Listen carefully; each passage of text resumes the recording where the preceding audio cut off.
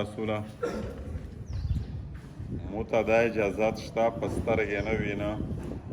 چې زه لمونځ په کور کښې کوم زه په کور کښې کوه په کور شوه کې دا شاعر الله دی دا خو غیر آبادې شولې شاعر الله خو غیر آبادول جایز نه دی ځینې خلک داس وکړو چې زون ته د جماعته سره نږدې په حجره کښې امام وسوتي ځکه هغه مالدار خان وي وایستې راسیږي دین یې هم په پیسې شمېرلی وي نو دا چې په کور شه امام زون ته ونیو دی زامن خو په جامه وکړو لمنځي نه ابل وی وکړو ابل وی دا خدای کور دا څوک ابود کو آیا یې جامې په لمونځه کښې حکیمه فلسفه دو حکیم حکمت ته چې دا د جامعته لمونځ د جامې لمونځ داره ضروري دي یعنې چې ضروري ځکه دي چې صحابه حضور صلی الله علیه وسلم دا شی ډېر ضروري امت ته پیش کړی دی جامې لمونځ جماعت لمونځ په دا کښې د امت په یوه زویولی دی مسلمانو په دا کښې اتفاق دی قوت استجماعي دو په دا کښې شاعر الله ابودول دی د جماعتي غیر مذهب خلق کلیسا هغه خپله مندر هغه خپله ګرجه دا غیر مذهب خلق ابودوي لمنځي نه پکښې کوي که ایتور پریز وي که پاوتا پریز وي که پریز کښې وي چې کیم ټیم وي دا د خود دغه د غیر مذهب خلک خپل عبادتګاه دا ابودوي باید مسلمانو ویل خپل عبادتګاه شاعر الله ورته ویل دي او بله خبره دا دو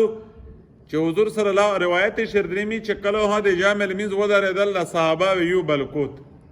چې څوک ونه کنه بیا د هغې پوښتنه کوله چې یاره څه پریشاني خو نه وي جوړه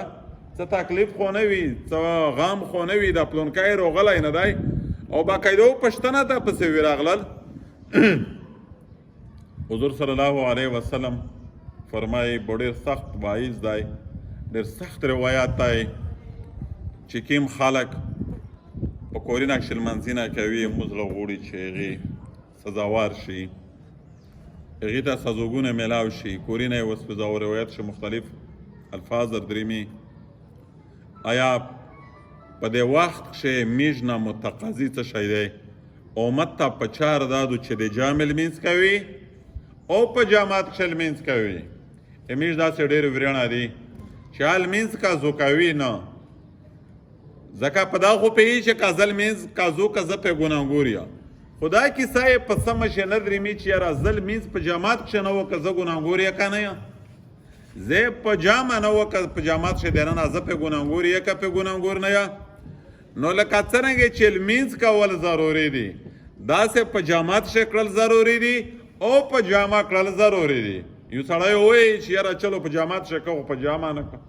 یا مې په دا ملو پسې نه کول یا مطلب قدرتي فطرت یې دا جوړ شوی دا هم په ګناه کښې مبتلا دی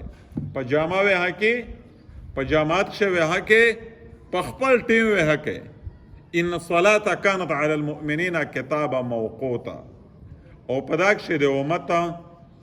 د اتفاق د اتحاد د یوولي نه تقسیم د وجې نه دا ضروري ګڼلی شوي دو چې خامخا په جامه لمونځ کوي په جماعت کښې کوي چې کله ها ځان کوین کوي کله ها ځان کوین کوي اذان وکړو منادي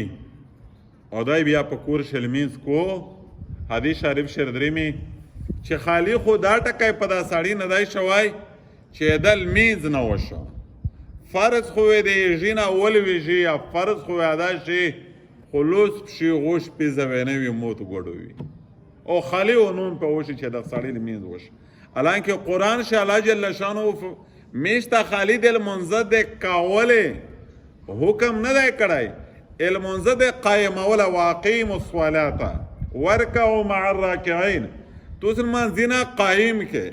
لمونځه قایمولې مقصد مفسرین دا شولی دی چې د تمام لوازمات تمام واجبات فرائض مستحبات سنن سره تو لمونځ وکړې داسې لمونځ مه کوې چې تاسې خالي ځاني نه پرې خلاصوې او بیا ته ډېر منځي نه داسې ښه کېږي چې په دا جماعت کښې دا ورېڼه کله کله وویني سړی ډېر ودردېږي چې د الله ولي هسې خدای کور ته راغلی هڅې خو ها دې ځون ستړی کړی دی هڅې خو په جامه کوې تعلیمي چې کوې ویلې لوس شوې رموتاوې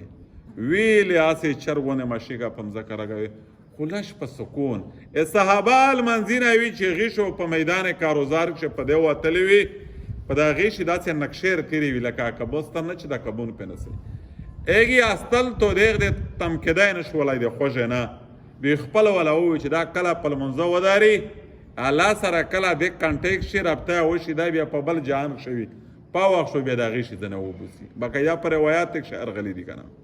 او د جامع د لمونځه دا امره سخت تاکید دی چې کله د دشمن سره په میدان کاروزار باندې جنګ ولګي واته کله لمونځ کوې صلات خوف وکوې واته د جامع د لمونځه حکم دی داسې نه دی په شریعت کښې راغلي چې هر سړی د ګوشی لمونځ وکړي نه د جامع لمانځینو کوي صلات خوف خپله طریقه ده چې یو ټولی دی دشمن سنبال کو بل ټولی دی یا ته په جامه وداري یو رکعت وکړي دا د بیا لوړ شي دا خپل لمونځ وپېره کړو چې پوتې دی یا ټولی دی روشي یا ته د بقیه لمونځ دا وکړو صلات خوف خپله طریقه ده خو روایت شرعي چې جامع لمونځ دره ضروري دی چې د دشمن سره په میدان کاروزار کښې جامع د لمونځه حکم دی چې باقاعده صلات خوف او صلات خوف په شکل د جامع کښې دی نو میشته په چار دو چې خپل د جامع د لمونځه کوشش کړي الودي ته یې بچونې ته یې او په بل چا لګي دا دعوت ته هر چا کور دی که یو سړی وایي چې زه خو نه دا نشته دعوت ته تمام انبیا ذمهوري وه میش د هغې انبیا امت یې هغې په تسلسل شرغلي هر چا ته ویلی شي ورته چې جامع لمونځ خو وکړي بچیا جامع لمونځه ته روډ شه په کور کښې لمونځ نه او چې څوک الله جل شانه چې څوک د الله کوري نابودوي الله جل شانه یې دغې بندګونې کوري نابود کړي دا میلو بیا ورانې نه وي دا کورینو بیا خړ نه وي امیشتوس کورینو بیا الله جل شانه ابودوي الله جل شانه دا متو توستا په دې عمل توفیق وکړو خدای امداد